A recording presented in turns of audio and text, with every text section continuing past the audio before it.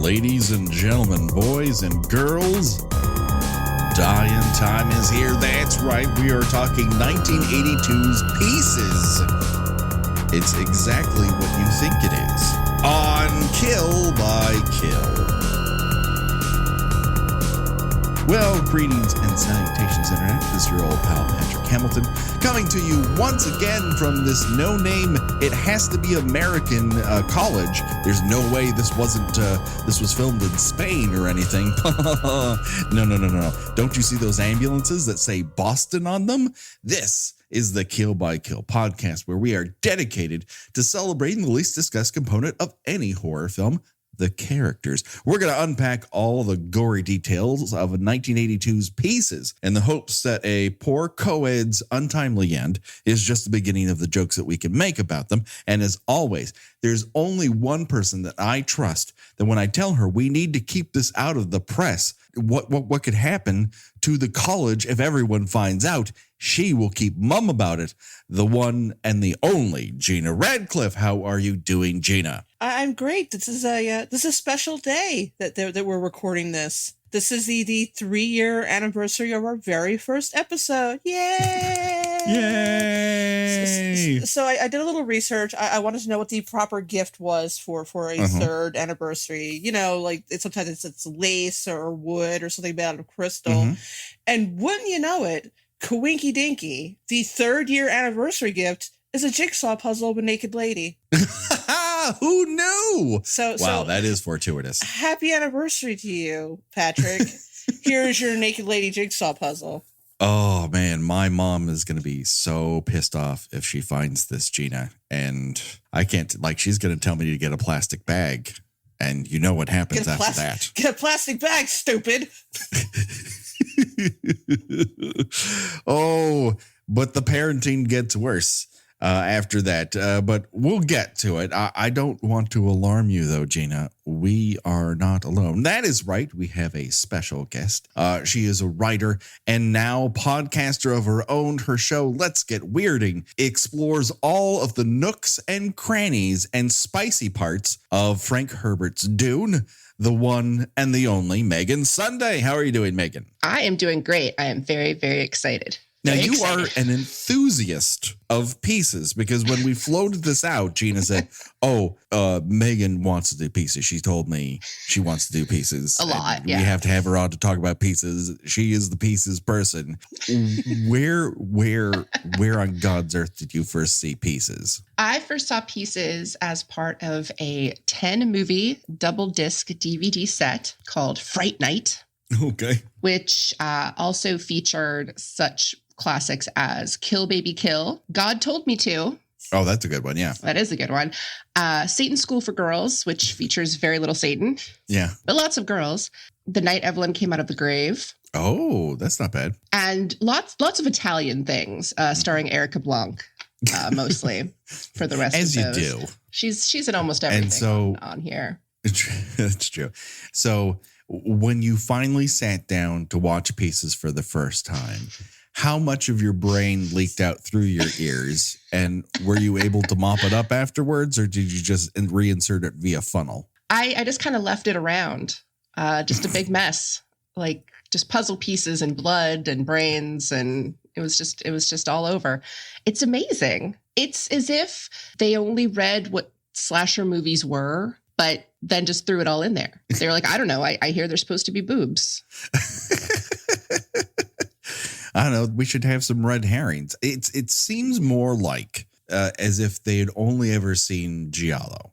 And they're like, it has enough in common with a slasher that we'll just make a Giallo with lots of red herrings and an incompetent main protagonist who's playing detective, who just out of nowhere is encouraged by the main detective for reasons I still don't quite understand. And, we'll get lots of killer POV, and we'll have lots and lots and lots of nudity and occasional jazz dancing, and it'll all work out. It will. I don't know that it worked out to everyone's benefit, but it definitely worked out in a unitard, to be exact.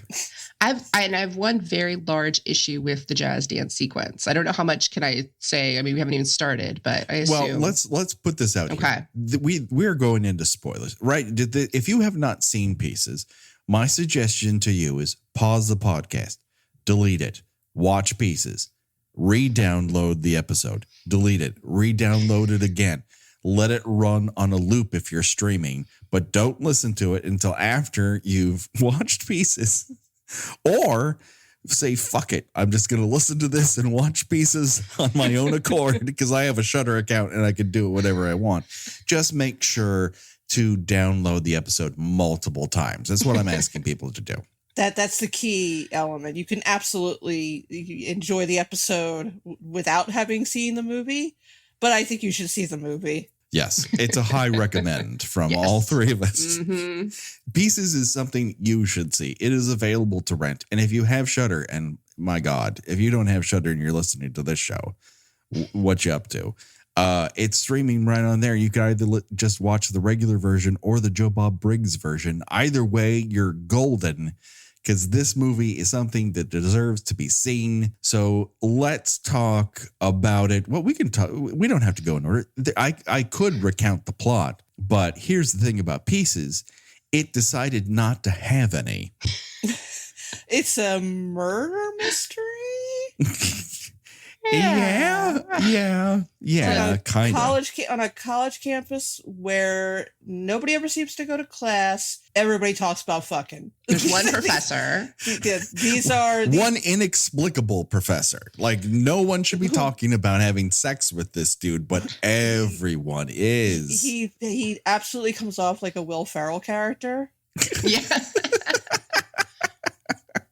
There's possibly the dance instructor. Maybe she's a professor. Yeah, maybe. So, yeah, it all takes place on this college campus. Just co-eds start dying left, right, middle, on very Italian elevators. And no one can seem to figure out who is doing this for an hour and a half. The idea of the crack detective work that you are getting from this murder mystery is there is a dismembered body next to a pool and there is a bloody chainsaw and the cop says, we think that might be the murder weapon over there. Please touch it. Do you want to go check, Professor? Yeah, you know what? I think I believe you're correct that this is the murder weapon. Even a layman can see that this was the murder weapon. Then why are we all asking this weirdo mustachioed man? I feel like they thought that was like trickery. Like, oh, we're gonna fool him into doing something, reacting or touching the chain, which he does. Yeah, he does. He mentions several times that his specialty is anatomy. Wink, wink. So somebody read a couple of pages of a criminology book, and because it's a huge cliche in murder mysteries that if a crime involves someone being dismembered, that the killer must have an interest in anatomy or is maybe even a doctor of some kind. And so somebody who was writing the script says, that sounds cool. I think I'll put that in there. Whereas the actual killer doesn't realize that it's really hard to do a puzzle when you're wearing big gloves. No. That he just blindly goes ahead, and a lot of the puzzle pieces are stuck together with blood. And so even while it's somewhat easier, he's terrible at it, and wearing those thick gloves is not helping. And they are not refilming that. They are using what they've got, and you're just putting that puzzle together. This treasured jigsaw puzzle that he has had since age 10 that's of a naked lady. And they're not even trying, like, it's supposed to be the flashback. The movie opens with a flashback. It's supposed to be 1942. Yeah, right away it tells you Boston, 1942. Yeah, that jigsaw puzzle is 1978. Which, well, I found out something today. I have not verified this, but I was reading other people's thoughts on Pieces, that in order to make it more obvious that this is Boston, USA, he has a Patriots banner on his wall, which was not a team that existed in 1942. I think that makes no, perfect sense for this film. It should remind everyone of giant baseball pennants and portraits of Ronald Reagan that also make it clear that the movie Pod People takes place in America because it's the same director. He's great at disguising the Spanish nature of all of his This is films. not Spain. My This is America. favorite line in the whole movie establishing where this is supposed to take place is when the killer is giving the heroine poisoned coffee, and she comments on that the coffee tastes good, and he says, well, you know how it is, we're in New England. Yeah, known for its coffee. Known for its coffee creamer. I mean, That's right, it's the cream. It's okay. Yes. That high right. quality New England cream that everybody is held in such high esteem. let's talk a little bit about this opening cold open in Boston, 1942, which all of a sudden makes this sound like an episode of The Dollop.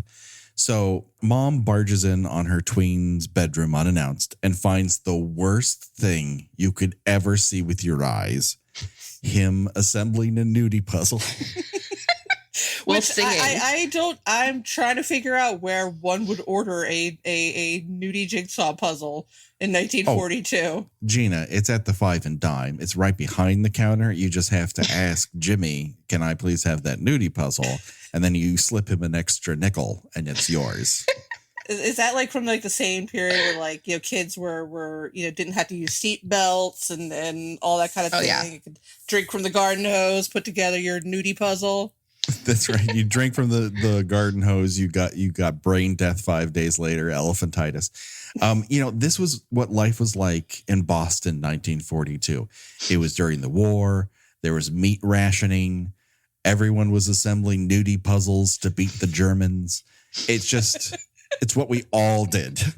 And I say this from God the bless authority the of someone greatest who was generation. there. Yes, right.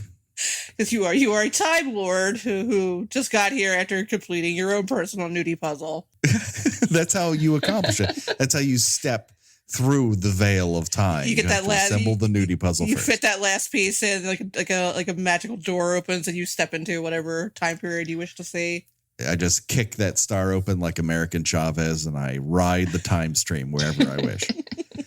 So mom does what any normal parent would do. She smacks her kid immediately, not once, but twice, proclaims that his father was a pervert just like him, because that's what every kid needs to hear. Here's a newsflash to all children. Your father was probably a pervert, and you'll probably end up one too. That's just how it works. Typical mom stuff. She demands that he get a plastic bag, which you would think wouldn't turn into a fetish. Well, guess what, everybody? It totally does. And then he comes back in the room and straight up hatchets her in the head several times. And as she lies bleeding, he decides, I'm going to finish this puzzle. Which is basically done, even though it's taking him a lot of concentration. Well, he has to hold every fucking piece in his mouth like a goddamn weirdo. Just put together the puzzle. You don't have to oh my God, I got 2 pieces left. Which one is this? And sing Hold it up Humpty to the empty Dumpty. space, dum-dum. Singing Humpty Dumpty like a movie trailer. It's very movie trailer. But that puzzle gets very filthy from blood. But no one seems to mind this later on when this out of nowhere lady decides this is the moment I gotta visit this house. And when no one answers the door, she's like, I gotta get the police. So the police come and they find mom's head in the closet. And then the kid is in a different closet. And he's like, bad man, big man, bad man, big man, mom. I love how absolutely unconvincing he is. He's like, Mama. It's like nobody's gonna buy this kid. Come on. You should take that kid away in handcuffs immediately. I don't care what year it is. Covered in blood. And the cops don't bother asking him any questions. He's like, oh, he's got an aunt. I'll call her to come get him. Well, oh yeah, let's get this kid out of here. Get this blood-soaked child out of here. We got to find a murderer. His dad's in Europe. Dad's in Europe, so he's off the hook, perverting it over Germany or perverting it when landing in France. I don't. They didn't tell me what his flight missions were. That was top secret. Buying those nudie puzzles and mailing them home. Yeah, no, that's probably it. That does seem like I would say a jigsaw puzzle with naked lady definitely sounds like something you could have bought in France in the 1940s. No, that sounds very Parisian. So 40 years later, that's right, Endgame. Pieces did it first. And the very first sequence here, we get an education. You see, Jason Voorhees isn't the only one who can get a bunch of evidence out of police lockup. So can our killer, who has a box full of his mom's bloody dress and shoes, which are very delicately dripped with blood. Yes. Almost. For someone who got a hatchet to the head. They're lightly spattered. Yes. Like it's like the shoes she wore to paint the living room, but it's actually blood, supposedly. And the other contents of the box are a photo of his mom's casual pose from her acting one sheet. I was going to say, the headshot of the actress playing the mother. What she handed to the producers when she auditioned for the role. Yes. Somebody went, oh God, we don't have a picture of her. And she's not here anymore. What do we got? The producer said, no, I have something. Let me hit the Xerox machine. And so at the bottom of this box, he has this picture with a giant red X across her. Like, yeah, we know you got her. Like, we just saw this. I get it. I get it, movie. But if the movie is not concerned with you getting it, it's going to tell you information you already know and never tell you any other information as it just blindly ping-pongs from scene to scene. Example A, intercut with this is a co-ed skateboarding. And here's a bit of a PSA, everyone. If you are this bad at skateboarding, it should not be your primary transportation. Yeah, I've never skateboarded before, but they stop if you need them to, right? Yeah, or you can jump off them. Yeah, like the easiest way to stop your rapid acceleration on a skateboard is to step off of it. You still have feet. You may want to consider using one and or both of them and saying, fuck it to that skateboard. If say, I don't know, a giant mirror comes out from behind a corner. You just don't have to go, like you could have spent some of that screaming time stepping off the skateboard, lady. But she's fine for a while. But this is what sets off the killer, right? Because that's mirror the girl that explodes. gets beheaded. That's the girl who gets decapitated in the very next scene. She survives that? Yeah, it's the same girl. I've watched this 3 times and I have not picked up on that. It's the same outfit. So, I mean, it might have just been that they forgot that they used that actress in the skateboarding scene. That's just... I mean, that's entirely... I mean, far be it from them to neglect any sort of editing issues or anything. Yeah. I mean, in this otherwise, Swiss watch of a movie. I mean, Hitchcock watched this movie. It's like, I can't make any more. I'm going to have to die. Fuck. So, yes, this mirror incident apparently sets off our killer. He spies a co-ed studying on the lawn, and I guess she might be the same woman. He is dressed in a very warm sweater. With her skirt pulled up like she's about ready to get a naughty little spanking, because that's the kind of movie this is. Yes, it is. Yes, it very much is.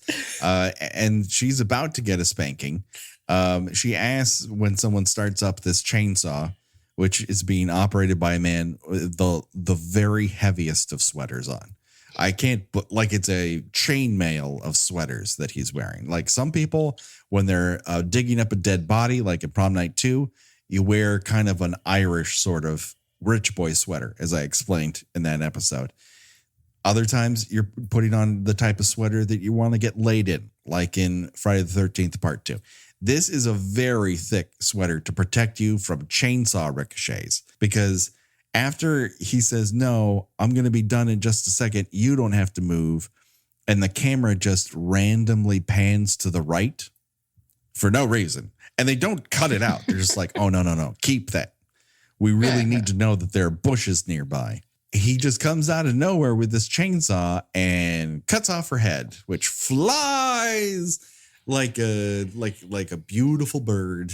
And just Cuts her fountains head of off blood. Cuts her head off, and then a detective later says, "I want to read the coroner's report." Well, there's a lot of details. Like, this could have happened any number of ways. She could have slipped and fallen, and her head fell off via chainsaw. And then I guess they immediately called the police. Somebody.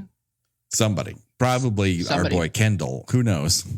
Oh, But God. Who knows? Kendall, Junior who can deputy. sniff out suspicious things.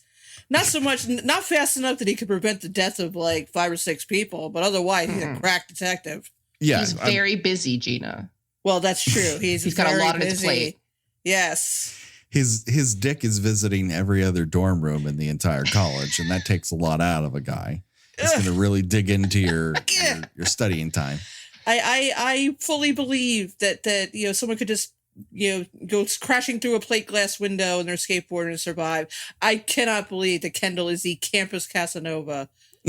I will not believe that. Why was this actor like the man? Because I'm going to bring it up again. He's the singer in Pod People, which is my favorite Mystery Science Theater episode. Guy. He's the It Stinks guy. He's idiot control now. Yes. and good. He's the best. Exactly. You got to get that "I'm a virgin" shirt. Not around this guy. No one's wearing. I'm surprised no one's wearing anything like that. There's a lot of tight white tees. I just need to know. This is like one of the things I want to talk to the people about the script writing process, and I just want to ask them, who were you picturing when you wrote this character? Because I mean, I know with me as a fiction writer, I tend to have a certain person in mind when describing certain characters. Mm-hmm. And I've got to know, it could not have been this guy. It could not have been this guy. I just, how long down a list of potential actors to hire for this role they go through before they land on this guy? Maybe he was the only one willing to get nude. Yeah. That's possible. First, they asked the guy who walked around in that full-on bodysuit of the human internal organs and body musculature. Are you speaking of Slim Goodbody? Yes, I'm speaking of Slim Goodbody. And so he does look like Slim Goodbody.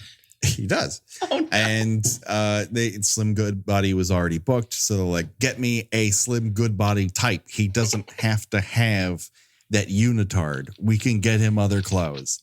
And then they said, okay, but we also need 2 cops. And so the guy goes, all right, well, Christopher George needs money. He has gambling debts. He'll say yes to anything so long as you also cast his wife. Oh. So he was in.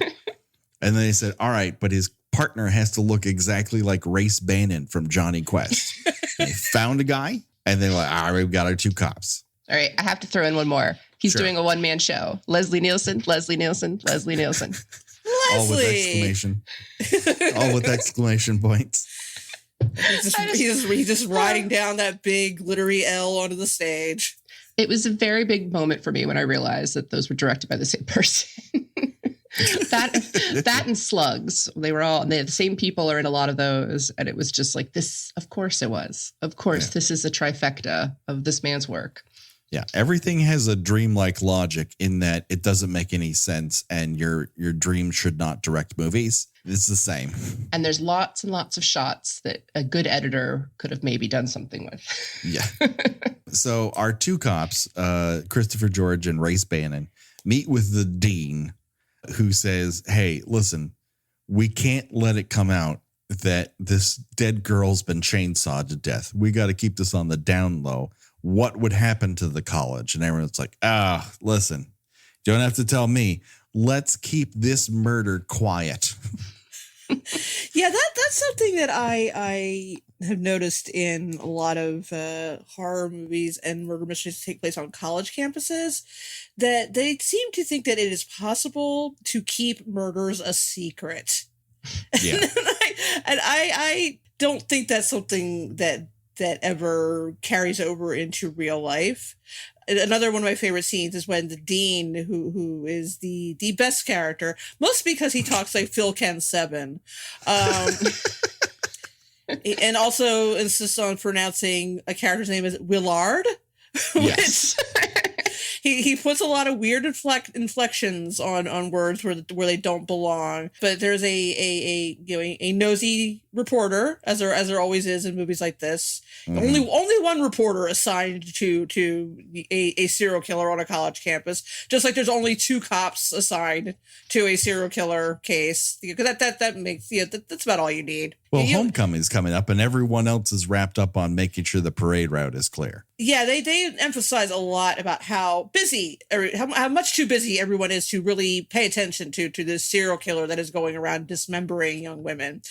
But anyway, so this reporter later in the movie talks to the dean, and she goes, "I wanted to talk to you." And he says, "About what?" And sweat beads forming on his forehead. She's like, "About what's going on." Wink, wink. He's like, "Absolutely nothing's going on. I have no idea what you're talking about." And the reporter's like, "Well, okay." Yeah. He's much too busy to talk right now, as you can see. He doesn't. He's got so much work. Yeah, so like busy. when early in the movie when the detectives decided they want to put a cop undercover as a tennis coach for some reason, he's like, "We just don't have the time for that." You want them to spy on my faculty? I don't You like want us to spy on our 1-member faculty? Yeah. Speaking of, let's talk about this one member of the faculty, because his introduction is quite auspicious. We see a group of co-eds standing around, and we learn from one of them that the PE department has decided to put a waterbed in the training room, because why the fuck would you need a waterbed in the training room? Does anyone have a good reason for this? Well, I think that they figured out how super horny these students were, and you thought that would be nice. It's a little more sanitary than just having them doing it right there on the floor. Well, hold on for that, because that's coming up. It's astonishing that that's the one piece of foreshadowing that this script has. What is the waterbed? Yes. It's like, of all things. It's like they said, well, we have to set up this waterbed. Otherwise, no one will believe it. Well, you told me that it's there, and I still don't believe it. So I don't think it worked out. But it does prompt what I think might be the best line in the whole movie. I could be wrong, but this is my vote. It's stated by one of the co-eds, and she says the following: "The most beautiful thing in the world is smoking pot and fucking on a waterbed at the same time." Is it though? Yeah, like not sunsets or puppies. It's got to be smoking pot and fucking on a waterbed at the same time. It is hard enough to get either in or out of a waterbed. Now try fucking with a lit joint in your hands to the mix. Which should also be noted, they are all smoking a joint in the hallway. Yeah, well, that's just outside of class. And that is what American college students do, Megan. In Boston. And they're all regarding this professor like it's Professor Chris Hemsworth of Human Sexuality 101. I mean, they are just like you want to do him, right? No, No. just getting super giggly in his presence and like teasing each other about which one of them was going to nail him, and it's like, okay. Well, and they almost try for something, because later when there's more giggling co-eds looking at him, and one of them says like, "Oh, how would you like to make it with him?" There's too many. First of all, there's too many voices in the dubbing for the number of people that are there. Someone is definitely still talking when characters leave, and no one is actually speaking. But one of them calls him the campus closet case. So it's like they're almost trying for, they're harassing him because they think he might be gay. But what? This is... I mean, are we talking like, is this I'll have sex with you so you start being attracted to the opposite gender sitch? Is that what's going on? Or it's just like, let's harass him because we think he's gay? Like, is he such a little prize that he needs to be brought back over to the heterosexual side?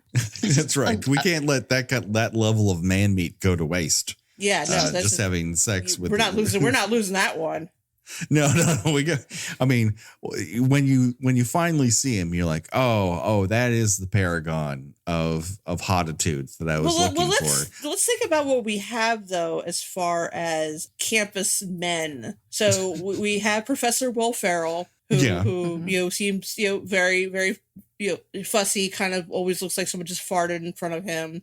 He looks like Captain Kangaroo if he never stops staring at your tits. Yeah, we have the dean. We have Kendall, who we're reminded several times is the campus stud, which to me that's the most hilarious part of the entire movie. and then we have Kendall's friend. I don't recall if he had a name. Myron, of course his name is Myron. Kendall and Myron. Of course that's their names. They're very popular American names of 1982. Yeah, Myron seems like he will be set up to be killed at some point, but there are no male victims in this until the very end of the movie. It's very dedicated to its misogynistic roots. It's really... because Myron is like the jokester, the guy who, after 4 or 5 people have been horrendously slaughtered on campus, still thinks it's funny to sneak up on people while wearing a mask. Yeah, that's just, how is this guy, presumably making it to the end of the movie?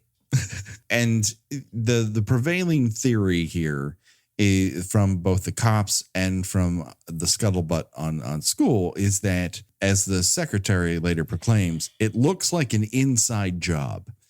And that murder is not an inside job. That's not how murder works. That's not how anything works. And Christopher George later says to the dean that he thinks it's someone in or around the campus. Well, yes. I mean, he's narrowed it down to carbon-based life forms, so that's great. We're not looking for an alien. We're not looking for a xenomorph or a predator. That's good to know. He did specifically say that. He only said it was someone in or around the campus. It could have been a xenomorph. You don't know. I mean, yes, people are being murdered on campus, so I presume. He didn't say anything about it being a human being. True. It could be a dog who has thumbs. We never know. The dog who could hide a chainsaw behind its back. Because humans can do that too. But when he carries the chainsaw in front of him, you have to get the shadow of the chainsaw in a very phallic way, in case we didn't know. Yeah. I don't think there's a way to unphallic the chainsaw. This is now, what, Gina, our 4th chainsaw-related film? Yeah. In a row? Yeah, and 2 that are very obviously supposed to be dick metaphors. Yes. I mean, this film does not have a sequence in which a guy with a chainsaw literally fucks a bucket of ice. True. But I'm surprised it doesn't. It's the only thing that appears to be missing. After this, this is when we sort of meet when the dean runs into Willard. Willard. The MVP. Willard. I lied. The dean's not the best character. It's Willard. Who's the janitor and groundskeeper, but only for the week? He seems to be a freelance groundskeeper. Whom the dean is very concerned will not be able to pick up another job. He spends a lot of time telling people what his job isn't. Yeah. Well, I mean, they're asking a lot of him. I don't touch that. You want to use the phone in that room? Nobody uses the phone in that room. I don't touch electronics. It's not like I'm being paid by the hour. He all says this with just one eye open because the other one is constantly squinting and angry at you.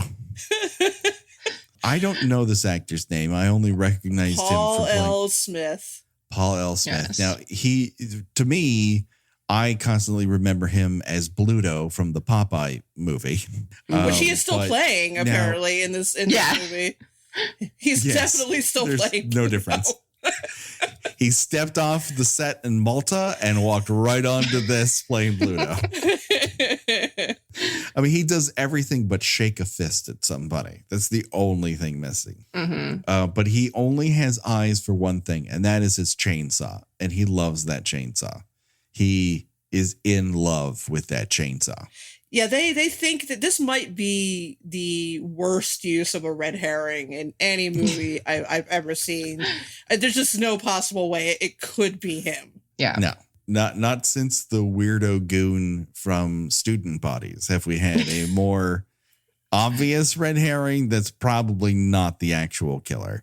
But also missing from Student Bodies is what happens right after the dean walks out of frame, which is that Willard spies a couple having sex right out in the fucking open.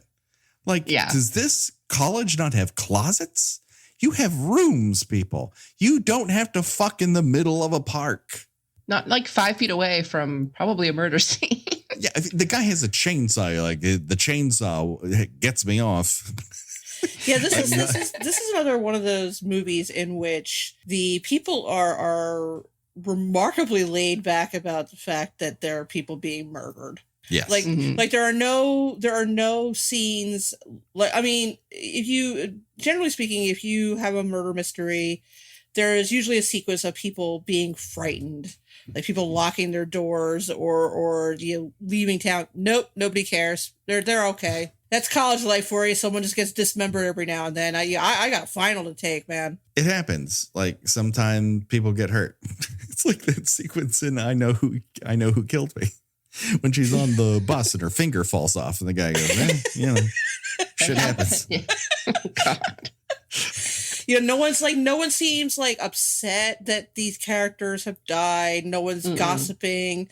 No one is viewing anybody in a suspicious manner. It's just like, it's definitely one of those, one part of this movie is like a teen or college student sex comedy, and the other one is a slasher movie.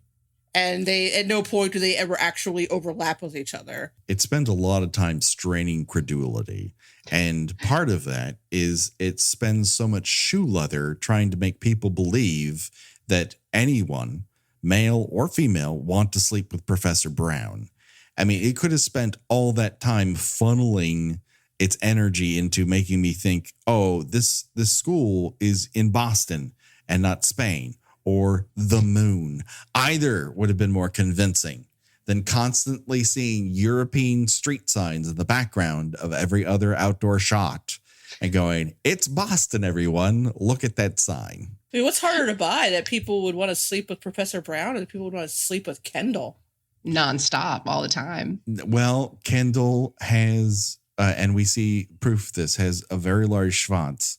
And yeah, but that personality, though, Patrick, come on. Well, it's but not that sweater, Gina. Yeah, you're discounting both a very large penis and a sweater. And he has very sexy glasses that he reads with. So all these things sort of combine into, everyone wants to sleep with Mr. Slim Goodbody. He's like, very stacked heels on his shoes when he has to be in shots with Christopher George. He's like Arnie Cunningham's Weasley little brother. And I feel like they wanted to cast Keith Gordon. They're like him, but cheaper. Spanish Keith Gordon, bigger afro, higher heels. He's literally wearing heels, everyone. And he's introduced with just maybe a woman he knows.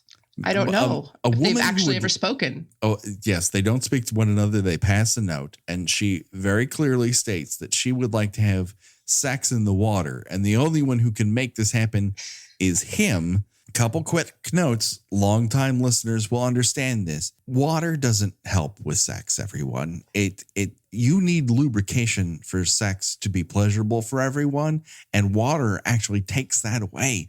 Don't have sex in a pool. There's so many better places to have sex. And if you are going to come to a pool with a bikini on, you don't have to take the bikini off.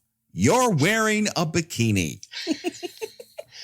Why wasn't she wearing socks with those boots?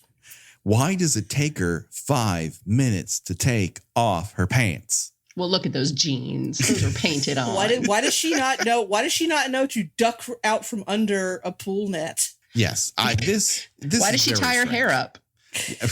Well, you got to get it out of your face because this is I think this is probably the dumbest, least effective kill in the whole movie, because he literally just takes the pool net, like the kind of net you would use to like clean your, skim your leaves. Skim the dead moths out of a pool. Yeah, you skim the leaves out of a pool. He puts it over her head. Now you could just very easily duck out of one of those things. He's pulling her head is out of the water. She's making noises like she's drowning. Yes. And he pulls her out of the pool and she is semi-conscious. Well, she's got to lay there topless. Well, it's taken a lot out of her. First of all, she had to take off those pants. That took a lot of her energy. I think Then she was frolicking. And then she was hauled by out of the pool. herself. Like, She was frolicking by herself. that's the best way to prepare for sex, is to frolic by yourself. It She gets had a you conversation earlier that featured more voices than people. Oh, I Where think one I- person said that Professor Brown looked like a sugar plum. ready. Hey, And you know the what they other say- one responded, "Hey girl, you know what they say about sugar." What do they say about sugar? What They do never they tell say us. about sugar in Spain? I mean, Boston. A voice says, "What do they say about sugar?" But it does not belong to either of the two characters. So we never find out. I think my favorite part of this scene is she's laying on the side of the pool. She's supposed to be semi-conscious, wearing nothing but the tiniest of a bikini bottom. You could see her open her eyes for a second, look over at the camera, kind of arch her back up a little bit, like kind of stick these up a little bit. Yeah, someone was behind that camera Like going, you can "That see that someone is behind that camera telling her, "Make it sexier, make it sexier." And meanwhile, the nerdiest nerd that's ever nerded delivers our hero Kendall a note. I This is can't figure Myron. out what's happening in this scene. I cannot figure out what's happening here. Myron initially makes a play for the girl who thinks it's the most beautiful thing in the world to smoke a joint and have sex in a waterbed at the same time. He is rejected by her. And so from now on, I just assume this happens every time he enters a scene. We just don't always see it. Well, I mean, it's Just- obvious. This is someone who gets rejected a lot. He also is so distraught by the possibility of the note he delivers is bad news that he threatens to kill himself. No one reacts to this. Like No. he's cried wolf one too many times with the whole "I think I might kill myself" bag. He's also a real asshole because when the woman rejects him, she just looks at him and he says, like, "Oh, so you're just gonna I'm just getting a stare. Who gives a shit?" Because of course, Yeah. I might as well die then. Oh, here's a note, Kendall. No transition. He goes So is the right note from thing- rejection to delivering a note. The note thing, Gina, that it doesn't make any sense because the killer picked up It the note doesn't. that the girl threw that said that she wanted to fuck in the pool, Right. which Kendall But just Kendall lets her saw go. the note. Kendall, so he knows where she is. But then the note that this nerd delivers is apparently ostensibly from her and says, "Never mind, don't come to the pool." It took the nerd half an hour to find Kendall because Kendall was fucking someone else in that intervening 30 minutes. Yeah, that dick's very busy. It's got a very full schedule. But it was delivered to the deans. Yeah, because no, it really doesn't make any sense. No, and it serves only one purpose, and that is later in the movie, we get a nearly 10-minute scene of the dean complaining about students using his office as the mailbox. And you're like, who could ever fucking care?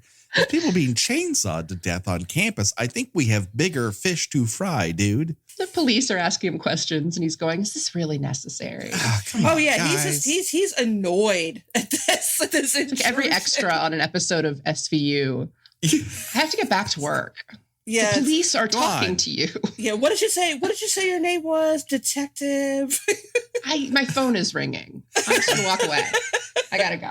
You mean Martha, that girl who got chainsawed to death by the pool? Yeah, I knew her. Loads of box. You don't think I did it or anything, do you? Check with my parole officer. I also like that the first girl was decapitated and they ask if she, hung out with a lot of guys. Because that's, It's That's what very happens. relevant. You start hanging out with guys, the next thing you know, your head gets chainsawed off.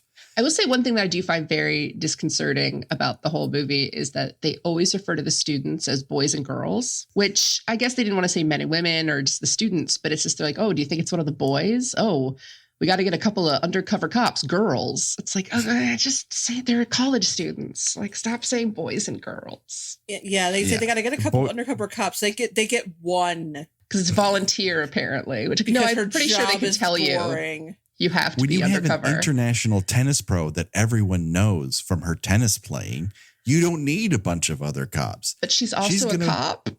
What you would just put she's doing paperwork at the police station. She must work there in some capacity. Well, why is she also a cop? Because she's been riding a desk for 6 months. That's what Christopher George says to his But wife. why is she a cop to begin with? Because after your life as an international tennis pro, you need something that demands the same level of action. And that's what being a cop near a Boston college provides you. She's not a very good cop. No. She's never seen interviewing anybody. No. She gives up too fast on trying to talk to people. She shows up for everything late. It's because Christopher George adopts Kendall. Yeah, that's he another meets thing. him. He just all of a sudden this kid will make a great cop. Why? Because he fucks everyone. I mean, that seems to be that's a big prerequisite to get into the academy. That is his sole personality trait. Is that he sleeps with a lot of women. But at some point, I guess in the 20 minutes or so of script that was edited out, now all of a sudden he has a good nose for suspicious things and he could be, I trust him. I don't think he did it. It's like, well, it's because the girl gets son? murdered. The girl gets murdered at the pool. And then Willard comes in and turns on the lights. He sees Kendall lurking behind like just some stuff on the wall. Kendall runs away. Willard sees the chainsaw on the windowsill, puts his hand on it, even though it's clearly covered in blood, then very theatrically holds his hand out to show the blood to the audience, and then looks to the side with his one eye and sees that this woman has been butchered and it's clearly everywhere. So he goes, I guess, after Kendall, but then cops come in and he just starts throwing them around.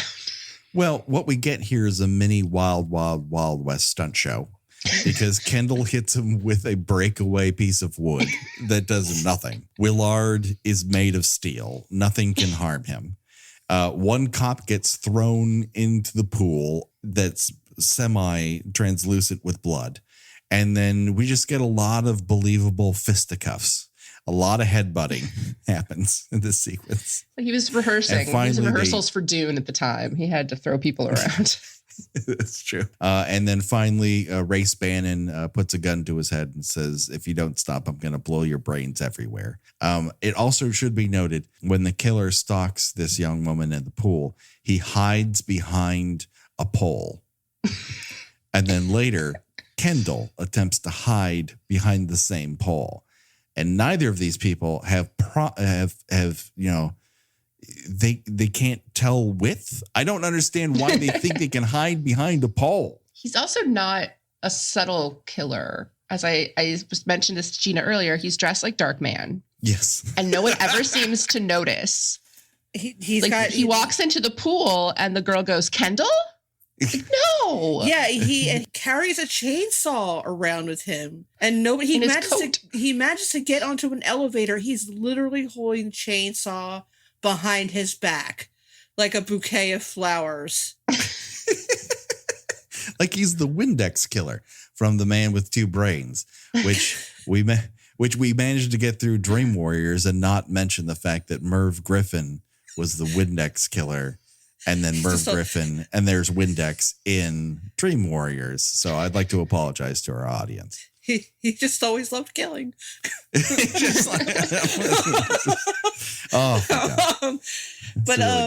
So he, for some reason, I mean, should we say who the killer is at this point, or do we want to, have the gripping conclusion? We said spoilers. Like we might as well just go for it. Okay, so it's the dean, and what? So what? It's Phil Ken Sebend. I literally expected him in each scene to go up and look at a body, and go, ha ha, Ed. just taking all these like bad double entendres. But whenever he is in his kill mode, he's got the whole. Oh, I hate that so much. It's the worst part of the movie. And then like when he's going into his house with like his bag of body parts, he's like whistling like a damn tea kettle. It's like, get some Primatine Mist, man. And if you're in your own home, why do you have to keep the outfit on to put together your death puzzle? He's just like thumping around and these bruises going, It's like, yeah, dismembering people really takes a lot out of you, doesn't it? I really wanted him at some point to go, gum. Why does it always have to be gum? Yeah, I mean, that's the thing that's so great about this is this was after Student Bodies. And I think they watched Student Bodies and thought that's a real slasher movie. Yeah, it's like, I want to do that, but not funny. I mean, there is absolutely, I was waiting on the edge of my seat for it to freeze and go over, okay, who are all the suspects? Professor Brown, anatomy professor by day, anatomy professor by night. The dean who was once arrested for compromising the morals of a prostitute. Oh my God. I think it's after he wheezes the bag into the house that we realize that's when we learn that he has the first girl's head in his freezer. He's also walking around campus with a plastic bag full of body parts. And he runs into a clear plastic bag. It's not even like a hefty. It's just like one of those really cheap thin trash bags you get. Lugging around. He's like, and no one gives him the least amount of side eye. Like, there's no one on campus. There's no one on campus, but it's there. But he's always talking about how fucking busy he is, and there's so many kids. I can't know everyone's name. It's like, I don't know. It seems like 30 people. You should be able to narrow that down. But hey, I don't run a college in Boston. Boston, not a big college town. Jazz dancing. Jazz dancing. Let's talk about jazz dancing. This film has pointless non-chases with bouncy jazz dancers. And this killer needs to pace himself because he's wheezing the entire time. Cut to Christopher George, who puts his wife on the case. They are married in real life, but we don't know if they're married in the movie or dating in the movie. He likes to touch her face a lot. I told Gina earlier, they're acting like they're married. And that what makes it confusing because there's a lot of nonverbal communication. They just wanted to go to Spain. It's true. And you know what? He got to go. She is immune to Kendall's charms. She keeps kissing him a lot, though. There's a lot of kissing between those two. Another great scene is when he walks her home and stands at the door and says, "Aren't you going to make coffee?" That's such a smooth line. I can absolutely see why he's the campus stud. Also, you literally were just having sex with someone else. Take a goddamn shower, Kendall. And his girlfriend is dead. Is it girlfriend? Yeah, he has lots of girlfriends. Like probably has a lot of dead girlfriends at this point. Yeah, I would say like 2 or 3. You may want to maybe kind of slow your roll a little bit, Kendall. And that one whose room he was in when we get to see the whole shebang, is that his dorm room? Is that her dorm room? He just kind of leaves her there. I don't think his dorm room has flowers. He doesn't strike me as the kind of guy who has a flower by the windowsill. The scene in which he is his sexual charisma is so powerful he doesn't even actually have to touch someone to give her an orgasm. It took me a minute to figure out what was happening in that scene. I thought she was having a nightmare. But she says, you can gag me if you want. It's a sexual nightmare. It should be noted that Christopher George and Linda Day George, this wasn't the only movie that they starred in together. They were also in Day of the Animals, and then they would go on to be in Mortuary together. Mortuary has a lot of nightgowns. So if you have a nightgown fetish, my suggestion to you, run out, watch Mortuary.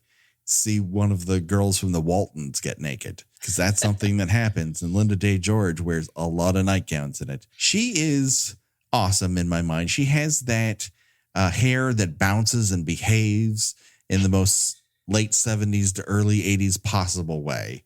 And I don't think she can act a lick. She definitely seems more like she is auditioning to be on Charlie's Angels. Yes. I think this was probably a tape that she sent over to the Fox lot to see if maybe she couldn't get a guest star at least, be in an episode. Maybe it could be recurring. Hey, listen, you lose angels all the time. Why not consider me? I've played a cop before. So can I back up just for 1 second to address my one big problem with the jazz dancing sequence, which is, please, why does he stalk and kill a dancer to cut off her arms? Yeah, because dancers are known for their arms. This is what you look for in a dancer. Great arms. We all see it. They talk about it on World of Dance, and so you think you can dance all the time. That dancer's got great arms, they say to themselves. At least the Spanish version. So could we assume that Lucky McKee was inspired by this movie to make May? Oh, it has to, right? Because I feel like he watched the end of this movie. He's like, I got to make a movie that leads right up to that. I got to make a movie like this, except not fucking terrible. Yeah. And I think May is that. It's the unterrible Pieces. Pieces is funnier, though. You got to give it that. Well, consider that May isn't funny at all. Yeah, that's a low bar. This is not intentionally funny. It should be noted. All of the laughs come unprompted and were not the point of it. Speaking of unprompted, there's a kung fu fight in this movie. I mean, this sequence. I mean, we could talk about they play tennis badly, and he hunts down a woman. We've already talked about him hiding a chainsaw behind his back, but that sequence where Kendall shows his dick, he goes, I'm going to get my motorcycle. And Linda Day George is wandering around campus, her gun out. And then she encounters an Asian man who begins to fucking kick at her. And it's a one-sided karate fight for what feels like forever until she finally kicks him in the gut and he just falls down flat as a pancake like Jackie Chan in Cannonball Run, and stays down until Kendall finally rolls up in his motorcycle and he pops up and then you're like, but Patrick, this film doesn't sound nearly racist enough. Hold on, because the film's here to solve that problem. When the guy says, oh, hey, Kendall goes, oh, it's my kung fu professor. Kung Fu Professor. Like, how is that not a fucking t-shirt? Kung Fu Professor. Who's just kicking ladies in the middle of the goddamn night. Because he was blacked out or something. It was bad. It was bad chop suey. Womp, womp. That's not how chop suey works. That's not how anything works. He just woke up on the ground. I'm not even going to try to attempt his accent because it would be a terrible thing for me to do. We did skip one thing, and that is that Christopher George tells our lead guy, Kendall, that I'm up a tree with this guy. And that's not an English phrase at all. I don't know what that comes from, but it's not spoken in Boston. There's a point earlier where the sergeant says that they're just trying on clothes that don't have any labels. We're just trying on. We're buying clothes without labels and trying them on. Yep, that's exactly the metaphor I would use to apply to a murder investigation. If that's your metaphor for police work, I don't think you police well. I'll just be honest with you. You're doing it wrong. When the reporter goes to the police station and is harassing Christopher George, he also acts like he's never spoken to a reporter. Yeah. She's like, well, what about this? Are there murders? And he's like, I'm dead. What? No. I think you'll see yourself out now. I don't discuss matters with with reporters. And so I'll see you later. Bye.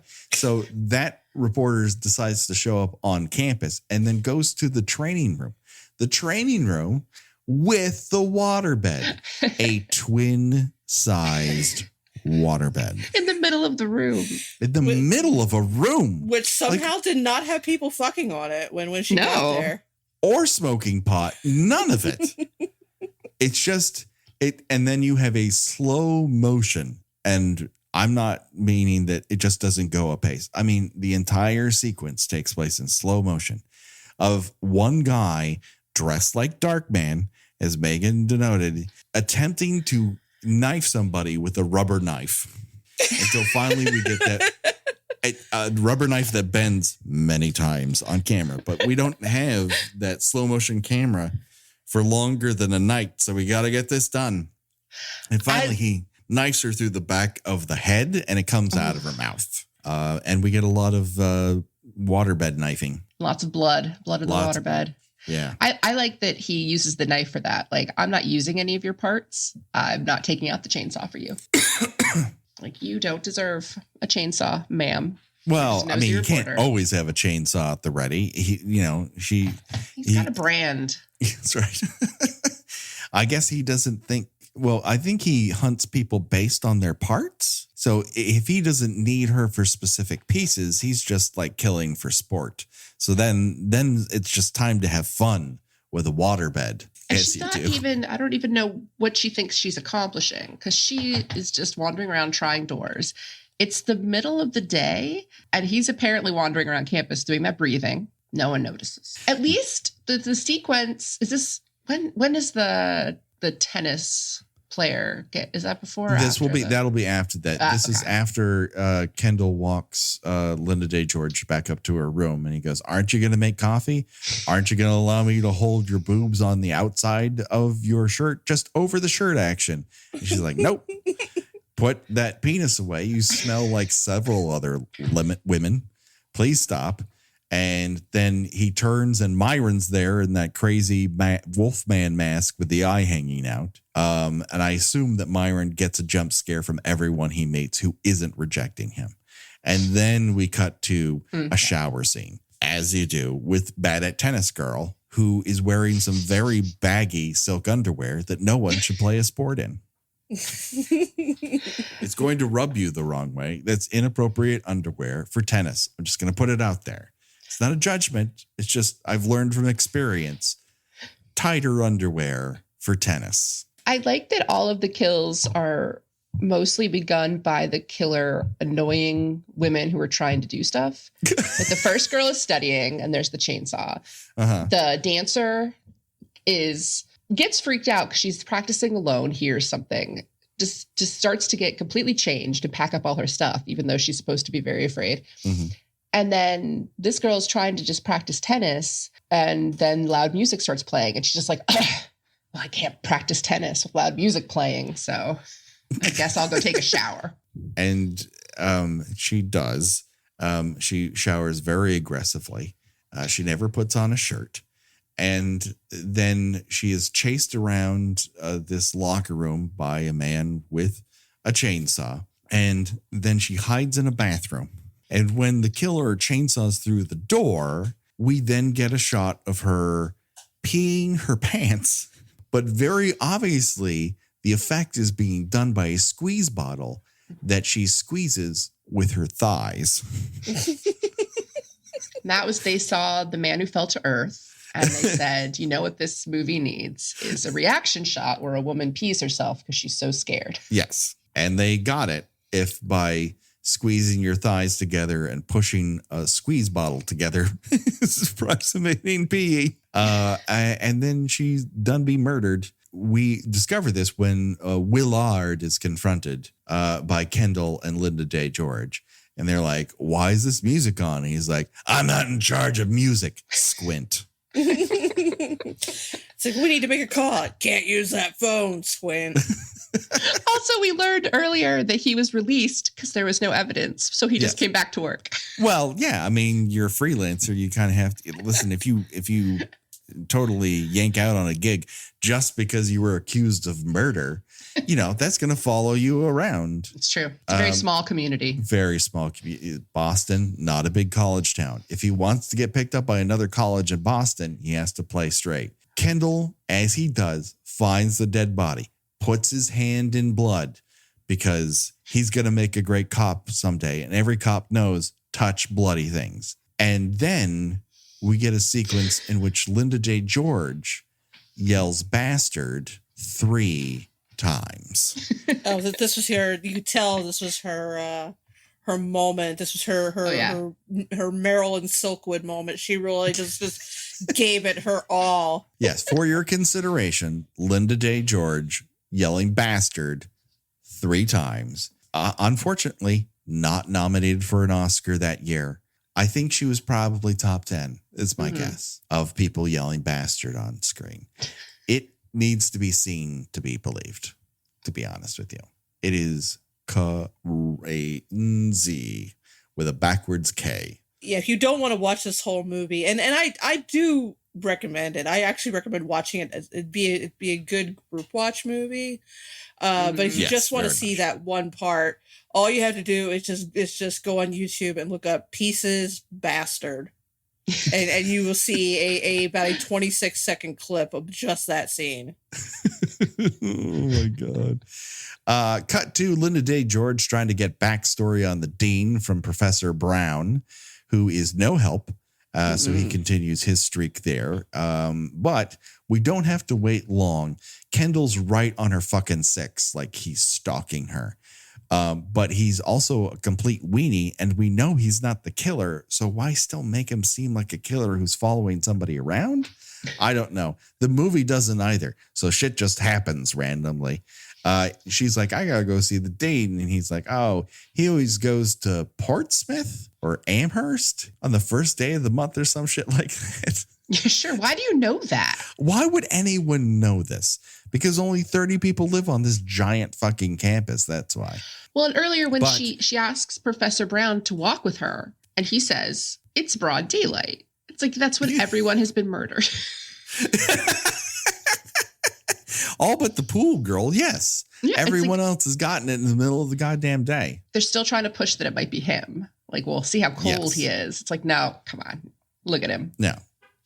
I'm not. I don't believe that this casual turtleneck wearing Snidely Whiplash is actually the chainsaw killer in this movie. So Linda Day George, being the only competent person in the entire movie, decides to visit the dean in his apartment, which just so happens to look like our killer's lair. And the dean drugs Linda Day George's tea, and then she plays person on drugs and is unsuccessful.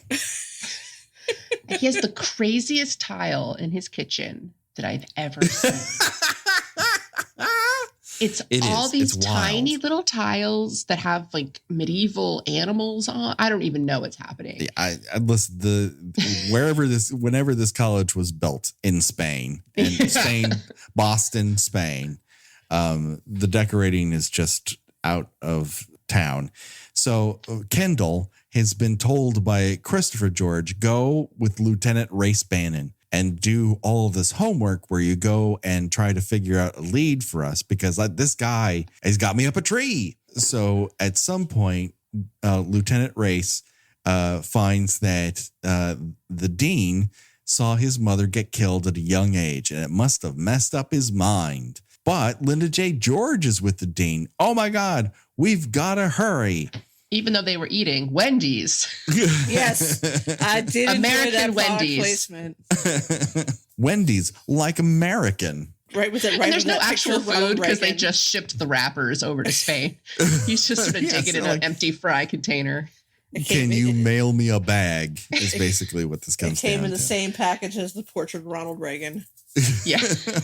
America. Most Wendy bags had a portrait of Ronald Reagan in them. That's what few people remember about the 80s. It was a weird time. The dean likes to say, of course, a lot. I only noticed this late in the film. Otherwise, I would have counted the amount of times he was forced to say, of course. Just when he drugs Linda Day George, he says it 3 times in 3 sentences. It's a lot. Kendall's a terrible cop. He can't follow orders. He gets pushed a lot. He should be pushed a lot. He should be pushed out of a fucking window. The dean is killing Linda Day George, not because she's onto him, but because the previous woman he had killed cannot fit into the shoes of his dead mother. Yeah. Even though he's just not putting them on very well. It's true. He's terrible at putting on shoes. So I don't really trust it. One of those shoes seems to fit, but the other one, like if you're not putting the effort in, I don't know that those shoes are going to stay on, dum-dum. And for someone who's been chainsawing women in public in broad daylight this entire movie, he is very anxious about poisoning her. He's just like, oh my God, what am I doing? What am I doing? So much flop sweat. With that shrieking teapot, which was yes. Oh my God. So they all barge in and Linda Day George can't talk.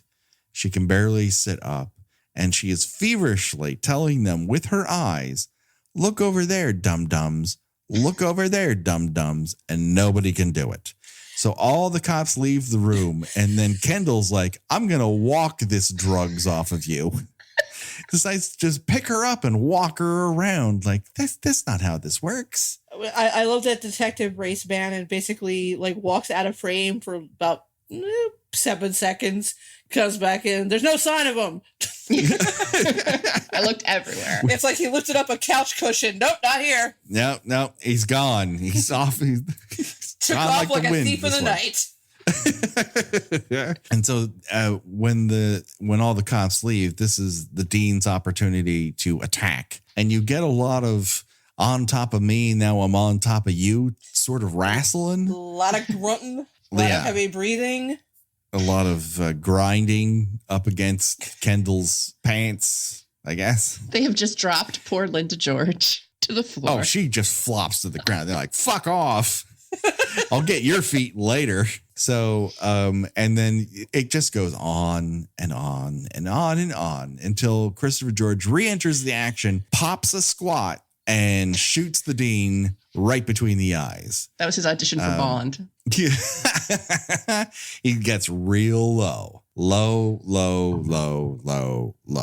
And it feels like after this, for the next couple scenes, that every cop is trying to sleep with a drugged Linda Day George. Like Christopher George is like stroking her chin, and Kendall's like, "Oh, hey, let me put my arm around you." It's like, everyone back off. She's just been drugged by a chainsaw murderer. Let's give her some space. And they have her laying on the couch, which seems appropriate. And then Kendall like lifts her up just to like snuggle her against him. Like she can't move. She can't move. That's not okay. Know the signs. She's just not into your giant schwanz, Kendall. You know who's going to be into his schwanz? Oh, it's a surprise. Hold on. Lieutenant Race Bannon finds the bloody jigsaw nudie puzzle, then triggers a false bookcase. Wait. Yes. Before we get to that though, showing that detective work that Detective Christopher George knows will make him a good cop.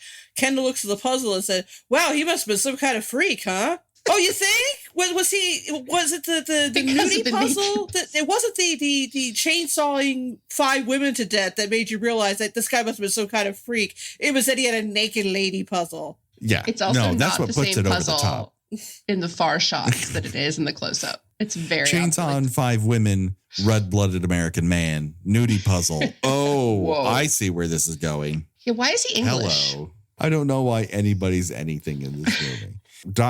I almost said Dr. Race Bannon. Lieutenant Race Bannon triggers this false bookcase, and the sewn together corpse of all the dead girls falls out of it like it's always been waiting there to do it. This is Kendall. This is a pretty good effect. Like the corpse looks pretty gruesome. Yeah, the head is all more decomposed. It's a little Frankenhooker-ish, with the big like cartoonish stitches on it and all. But it's a pretty decent. Of course, the dress falls right off, so we get the dead bosoms. Of course, and Kendall screams like a little girl, and it's delightful. And if you're saying to yourself, surely this movie must be over. Credits. Wait, there's more. And don't call me Shirley. As Race takes Kendall away, Kendall goes, "Let me grab my jacket." Frankenlady, out of nowhere, reaches up, grabs Kendall by the crotch, slices through his very thick American jeans, and crushes his junk. It pops. It pops like it's a balloon. Pops. 3 stars. In there. This is a movie of pieces, and there are some pieces that you just have to see to believe. And like the apple, I never would have considered this to be the ending of this movie. Oh, for sure. A Franken lady's going to reach up and crush the main character's balls and cock in her hand to the point where it explodes. Like, no one's picking that one out of a hat.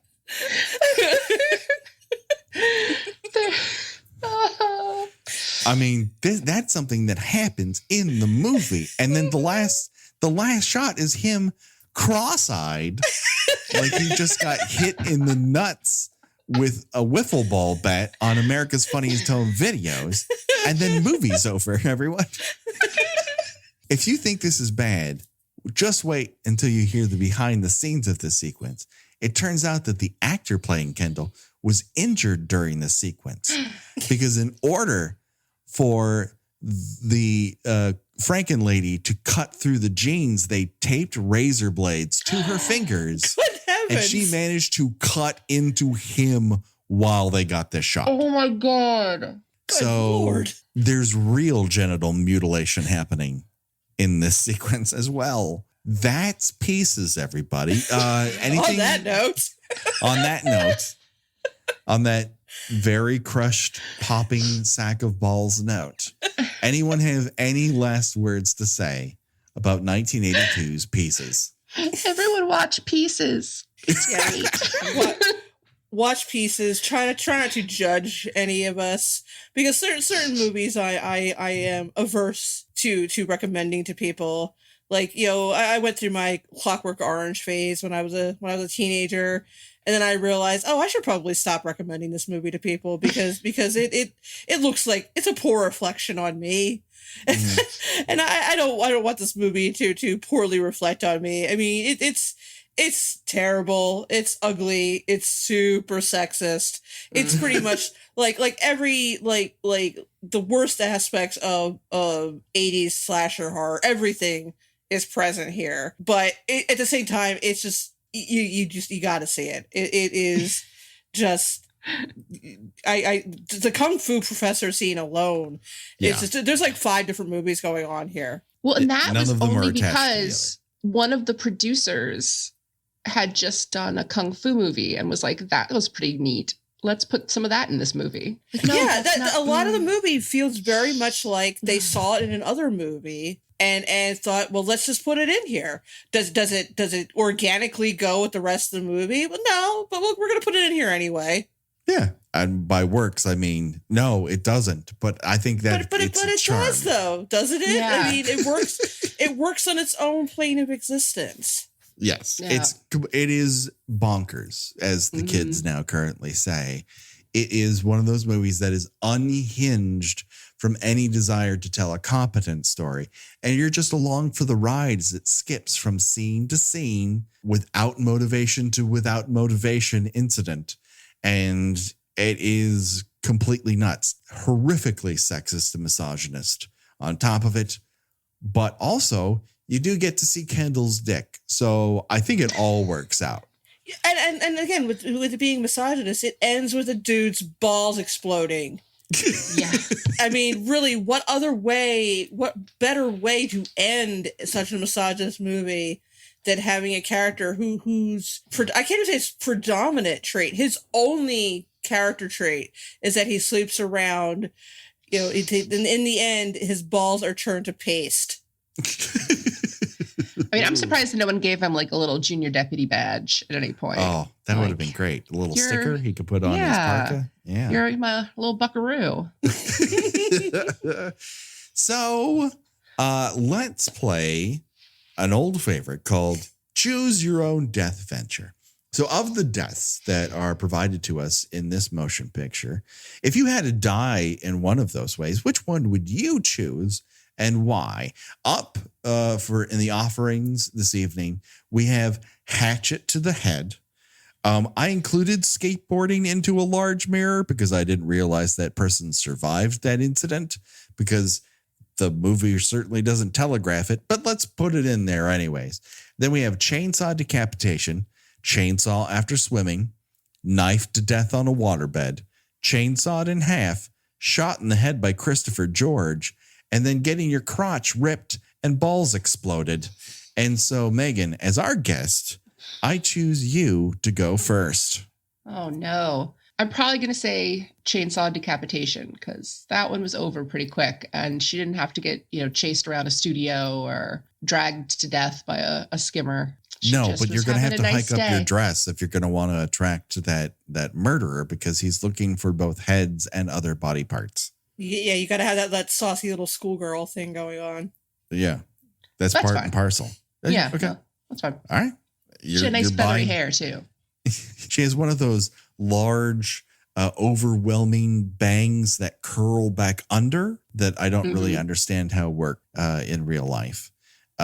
So that's what Megan's going to do. All right, Gina, what say you? I thought about it a little bit. My initial thought that I would probably take the hatchet to the head, but then I realized that skateboarding into is it a mirror or plate glass window? It's it's black on the back of it, so I'm assuming that is in fact a mirror. Okay, because whatever the case, skateboarding into that would be extremely on brand for me. So I should I learn how to skateboard, I absolutely would neglect to learn how to stop myself. And I can very much see me just kind of coasting down a sidewalk, just say hi to everyone, and then go right through and go right into a mirror. I think I'm gonna go with chainsaw after swimming because I like swimming. And I look great in a bikini. But are you going to do the sexily arching your back right before meeting your doom? I'm doing that right now, Gina. I don't need an excuse of being chainsawed to death to arch my back so that my bosoms look better. You don't have a director standing there telling you make it sexier. That's what Becky's job is. That's why I married her. She tells me when to make it sexier. That's how our marriage works. And so with that, you guys could go to Spain together and make a movie. We did it already. It happened in 2016. So that just about does it for pieces. But before we go, let's do a few quick plugs. Megan, tell people about what's happening with yous. Well, I am the co-host of Let's Get Weirding with my friend and beloved co-host, Bo North. It is a podcast where we are discussing Frank Herbert's Dune series, chapter by chapter, and lots of gossip about the new movie coming up because we're both big fans of basically everyone in the cast. So we are still in the first novel, Dune, because it's very long and we decided to do it chapter by chapter. But so that is Let's Get Weirding. We are also on Twitter at WeirdingPod. And if you've read Dune, if you haven't read Dune, please come and join us. Absolutely. Do it today. Gina, where can people find you on these here internets? Well, I have my own website in which I write about movies and old television and pop culture at GinaRadcliffe.com. I am also a staff writer at The Spool, in which I review movies and television. By the time this goes up, I will have a 30th anniversary retrospective of Batman, which I expended about 2,000 words on, exhausting everything I could possibly say about Batman. I'm also on Twitter under Porcelain72. Do it today, people. Check it out. You can reach out to us on Twitter at KillByKillPod, the Gmail, KillByKillPod at gmail.com, Instagram, KillByKillPodcast. We have the Facebook group and page for your varying levels of Facebook activity. And what is happening on the Patreon front, Gina? We have one new patron, rather appropriately, considering that we just talked about a movie tonight starring several actors named George. Our new patron is Joseph George. So presumably no relation. If your parents are Christopher George and Linda J. George, we're very sorry. We're sure they're lovely people. Please don't withdraw your patronage. We very much appreciate it. We very much appreciate all of our patrons. They are incredible to us. I will say on iTunes we have some new reviews, which is very nice, including a written review that says, "I love you, Patrick and Gina. I look forward to your Friday podcast, and not just because I know 7 days later I get paid. But I am a huge horror buff, and Nightmare on Elm Street is my favorite. My favorite death is Sheila's death at part 4 because I used to have asthma and it scared the poop out of me. And then she or he, I don't know who Big D 313 is. I assume by Big D we're talking about Kendall from Pieces. He has a big D. He says, by the way, Grady in part 2 got picked up by the neck before Kincaid or Will do in Dream Warriors. So this is an absolute trend. Our trend for Nightmare on Elm Street is Freddy picks motherfuckers up by the neck for no fucking reason and no one kicks him. No one slaps him. No one kicks him. Nothing. Yeah, nothing. And so this is our forearm strength. This is our Jason Voorhees indoor-outdoor decorator. This is what Freddy's thing is. I need to pick up people by the throat. And we now have it confirmed by Big D313. So thanks once again. We love reviews on iTunes or anywhere that you listen to us. If you do that and you tell us what your favorite death is in any of the films that we covered, we'll talk about it here on air. That's our solemn promise to you, the Kill by Kill listener. And so with that, don't worry, folks. A whole new fun stuff coming your way, including the Dream Master, maybe a few other things that we're trying to schedule as well. We also have our 100th episode on the way at some point. So keep an eye and an ear out for that one. So until then, for myself, for Gina, and for Megan, bye-bye, everybody. Bye. Bye.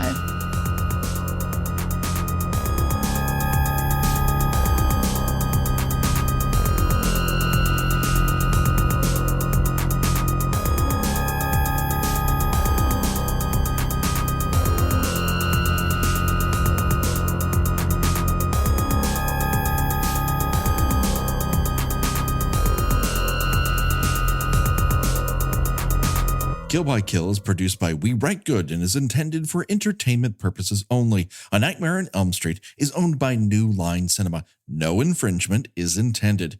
Kill by Kill's logos were created by Josh Hollis. Visit him at joshhollis.com. The Kill by Kill theme was created exclusively for us by Revenge Body. Get the whole track and much, much more at revengebodymemphis.bandcamp.com today.